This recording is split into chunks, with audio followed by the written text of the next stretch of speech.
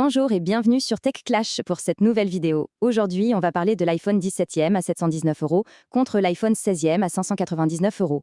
L'évolution vaut-elle vraiment l'investissement? Alors on entre direct dans le vif du sujet. 120 € d'écart, c'est pas rien. La question est simple. Est-ce que ça les vaut ou est-ce qu'Apple pousse un peu le bouchon? C'est ce qu'on va voir ensemble. Mais attendez, quand on regarde les fiches techniques comme ça, côte à côte, il y a de quoi se poser des questions. Franchement, visuellement, c'est le même téléphone. Même écran 6,1 pouces, même appareil photo de 48 mégapixels.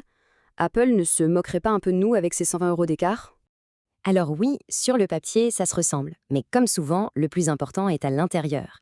Et le premier point qui est sans doute le plus important, c'est le stockage. Et voilà, le premier gros argument. L'iPhone 17e démarre directement à 256 Go.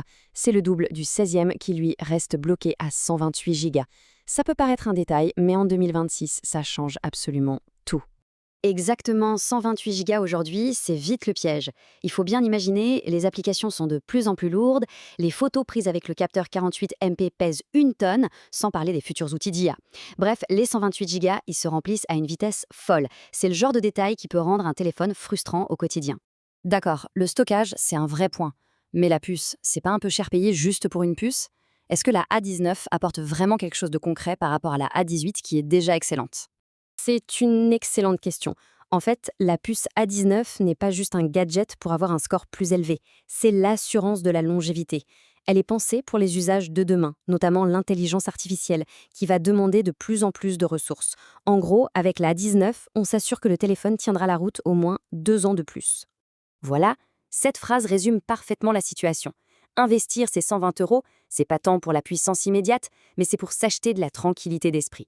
C'est s'assurer que le téléphone restera parfaitement fluide pendant au moins 5 ans, même avec les futures versions d'iOS. Ok, je comprends. Stockage et puce, c'est du solide. Mais est-ce qu'il y a d'autres petits trucs, des détails du quotidien qui penchent aussi dans la balance? Bien sûr, et on va parler d'un truc qui change la vie au quotidien, la recharge sans fil, le fameux MagSafe. Sur iPhone 16e, on a une charge MagSafe qui plafonne à 7,5 watts. C'est pratique, mais c'est lent. Et boum, l'iPhone 7S passe à 15 watts. On double la vitesse. Concrètement, est-ce qu'on gagne vraiment du temps le matin avant de partir au boulot? Ah oui, carrément. C'est la différence entre récupérer un peu de batterie et récupérer assez de batterie pour la journée. Allez, autre point sensible qui nous concerne tous, la solidité de l'écran. La question qu'on se pose à chaque fois, est-ce que, cette fois, c'est enfin la fin des micro-rayures qui nous énervent tant? Le chiffre à retenir, il est simple et il est parlant. C'est 3 fois plus.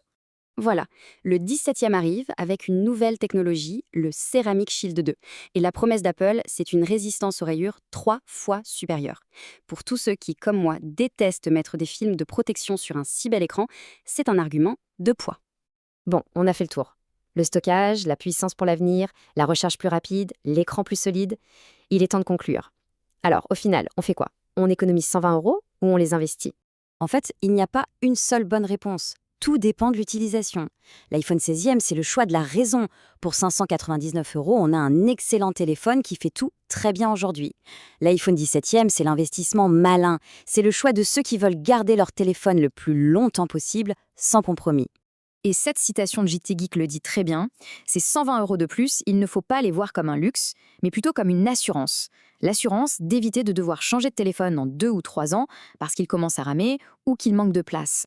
On va donc se quitter sur cette question, qui résume parfaitement ce duel. Qu'est-ce qui compte le plus, l'économie qu'on fait tout de suite, ou la performance et la tranquillité qu'on s'assure pour demain? Le débat est ouvert.